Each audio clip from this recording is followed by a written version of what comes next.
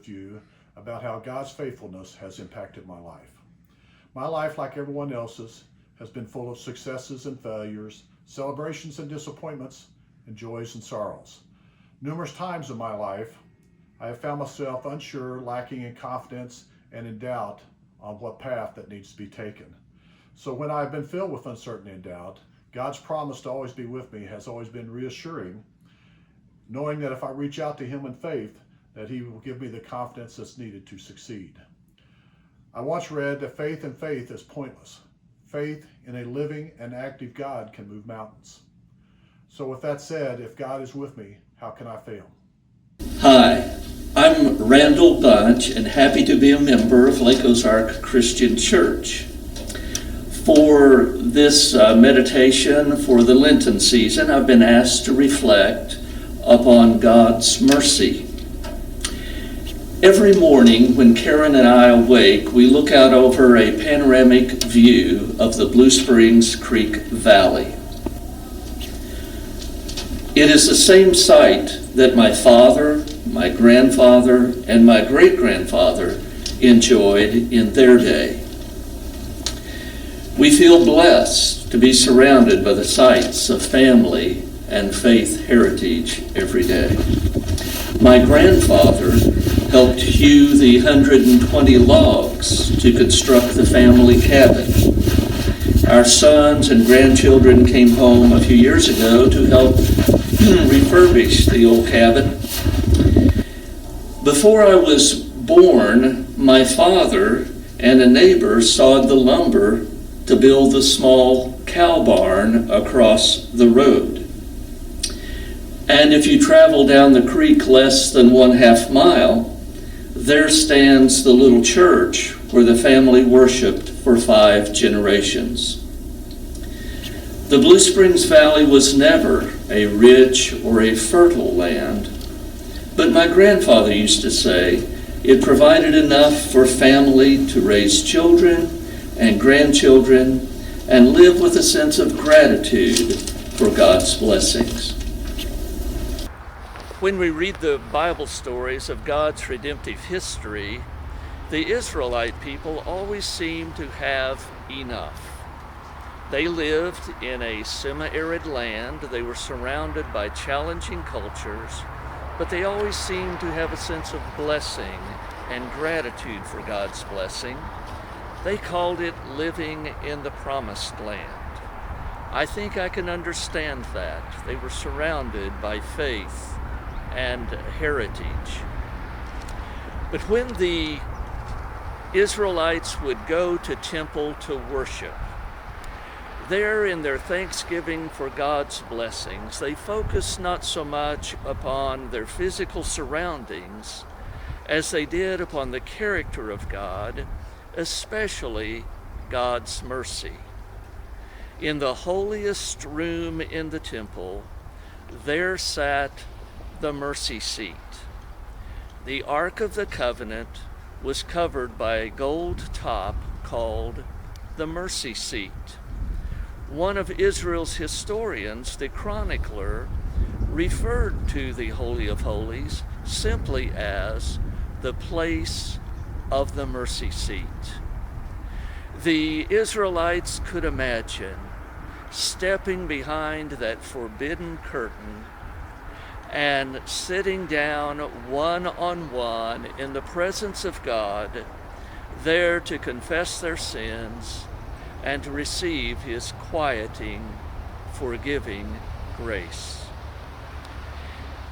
During this Lenten season, it might be good for us as well to find a quiet place and to just sit one-on-one with God and to receive His mercy. Psalm 51 would be a good guide, David's conversation with a merciful God. I hope this Lenten week you will experience God is a merciful God. Thank you, and I hope you have a good Lenten journey. I am sharing about righteousness, God's righteousness in particular, and it's kind of a challenge because what is righteousness? And that's been a difficult thing to figure out. Mercy and love, and we talk about these pretty easily as Christians, but I think righteousness is one of those things that we know God is righteous, but sometimes we don't know what it is. That was my initial thought, and so I was kind of trying to figure it out, and I thought, well, maybe I'll be able to figure out if I'm just out walking my dog, and it'll just come to me, and I'll figure it out, and God will reveal it to me. And then that didn't happen, and then I was like, well, I was kayaking yesterday, and I thought, well, this will be some alone time, I'll figure it out, and it didn't come to me, and on the kayak either. And then on the way to church, I was sitting in the seat, and Heather was driving, and so I thought, this would probably be the time I better do some research. And the thesaurus is where I went to, and these words were how to become a person that is righteous, pure, ethical, honorable, noble, upright, virtuous, good, honest, and really this is who God is. These are all things that we strive to do, and all the things that God already is. I also, on the seat to church this morning, I came across this tweet from a Nigerian missionary. The joy of Christianity is serving a God who served man first, and ultimately finding a God who came searching for me and did his all to bring me back to himself. Living for God who became man to live his whole life for me and then died for me. God provides the perfect example of righteousness. God does provide the perfect example of righteousness for us. As humans, and really in particular Christians, we're looking for examples of love and generosity and virtue, and God has provided those examples through his promises, his keeping his promises, and through his Son, Jesus Christ. We have the opportunity to learn from him and to have the perfect example to learn from. And we can get those through Jesus' example and through the Bible. Help us remember those things as we go through this Lent season. As we continue our journey through Lent, I'm here to talk about God's love. Other members of the congregation have already talked about God's faithfulness, mercy, and righteousness. There are several verses in the Bible that talk about God's love. From Genesis 22, where Abraham was tested, to Revelation. The quote that comes to mind for me, though, is John 3:16. For God so loved the world that he gave his only begotten Son, that whosoever believeth in him should not perish, but have everlasting life. As far as my life story, I was told earlier in my life that I could not have children. My first husband and I divorced, and subsequently we remarried and both had children. So we both were very blessed. We remained friends, and I think that God knew best about our life story at that point, as he does today. God knows our hearts, his teachings guide us through life, and he knows what's best for us. The blessings for our family have been immense, and I believe that they've also been immense for our church as well. God bless. I was asked to share a few of my thoughts on God's justice, and believe it or not, the thought of doing that kind of appealed to me. The timing seemed right. Justice was on my mind. Well, actually, injustice was on my mind. It was 56 years ago this week that a young activist named John Lewis led more than 600 marchers across the Edmund Pettus Bridge in Selma, Alabama. And footage of the state troopers violently attacking those marchers shocked us. And yes, I can say it shocked us. I was a freshman in college, and we watched with some of my friends as we saw the violence take place. It was pretty disturbing, and it caused a lot of us, unfortunately not me because I was very active in college at the time, but many of my friends that weren't were able to actually go to the South and participate in some of the marches and activities going on there. But here we are, 50 years later, more than 50 years later, and we're still talking about racial injustice.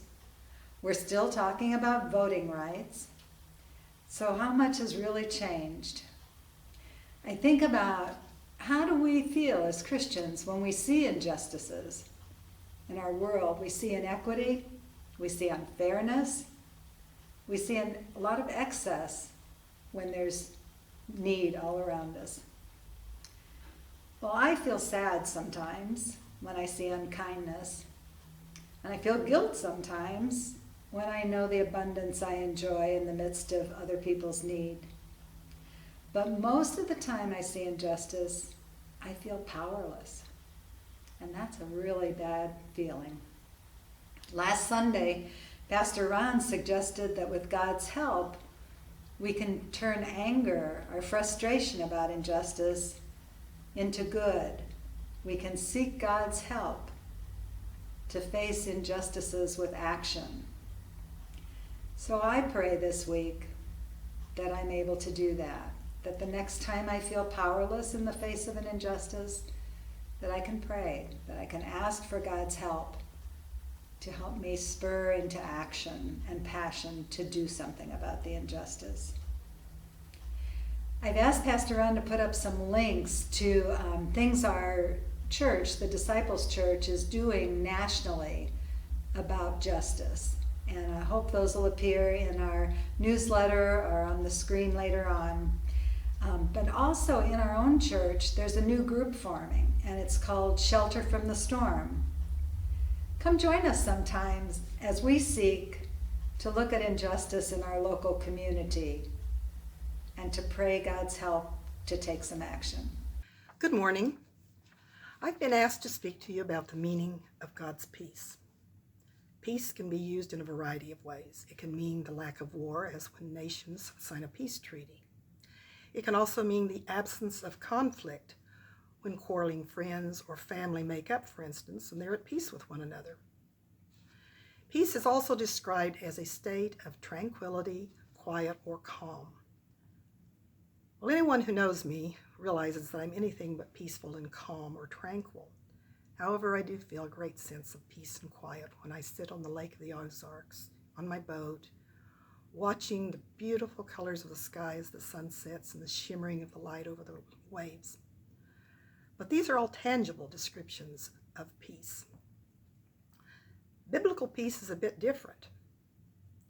It appears 237 times in the Old Testament, beginning with Genesis 15:15.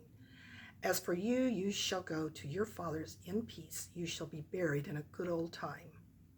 It also appears 91 times in the New Testament, in every book except John. Therefore, we know that peace is an important part of God's plan for us, His message to us. But just what is God's meaning? In Hebrew, the word shalom means completeness, soundness, and welfare. It comes from a root word shalem, meaning to make amends or restitution.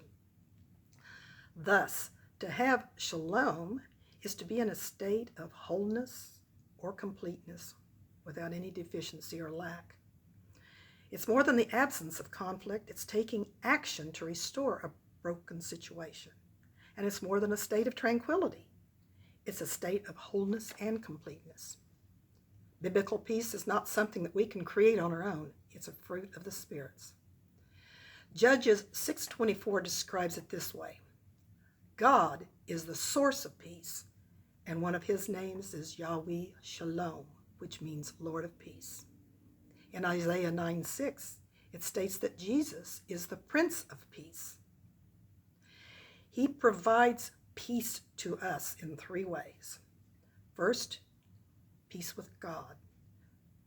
Our relationship with God was restored when Jesus took our sins and died on the cross for the forgiveness of those sins.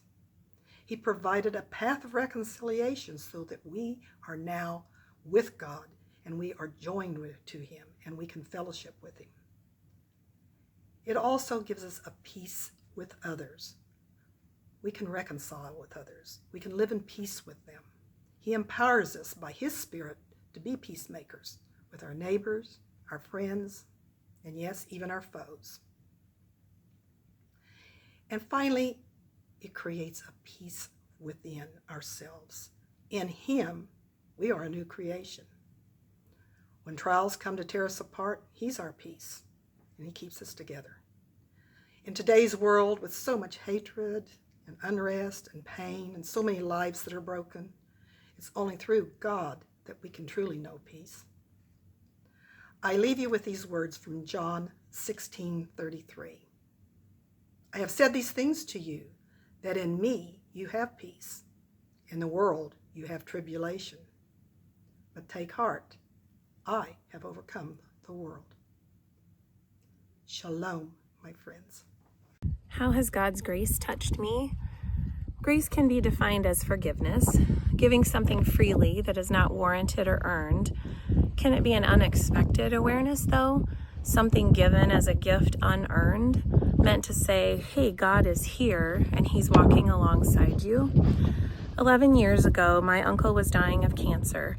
He was the sweetest soul, enamored with science, music, Jesus, family. He had an infectious personality and a zest for life and things yet to learn. He had no children for my first 16 years, so he shared with me all of these things. Melanoma was taking his life, and my family and I were trying to make sense of it, to cope, not understanding why God could let this happen to such a God-fearing, wonderful person who had so much yet to give. I was driving during my workday, thinking sadly and selfishly how upset I was, how sad and mad and scared I was for me to lose him, and also for my aunt and cousins who were about to lose their husband and dad, my mom and grandma who were about to lose their brother and son. I sat at a stoplight, lost in this thought and despair, when a small moving truck passed through the intersection directly in front of me, decorated with a simple message, "Be still, for I am God." Not ever before or since have I seen such a blatant message from God on the side of a truck. Silly billboard memes and messages, sure, but not this quote from God moving on a truck in front of me. So totally meant for me in that moment that I truly wondered if anyone else was able to see it. Time stood still as I digested this. I felt this absolute calm wash over me and a new resolve to be confident and strong for my family and for the ability to see the good in what was happening around me. This has become my quote from the Bible, the one that continues to stop me in my tracks. I thank God for His grace in that moment, forgiving me for my selfishness and redirecting me, sharing with me the ability to see the bigger picture. Be still, for I am God.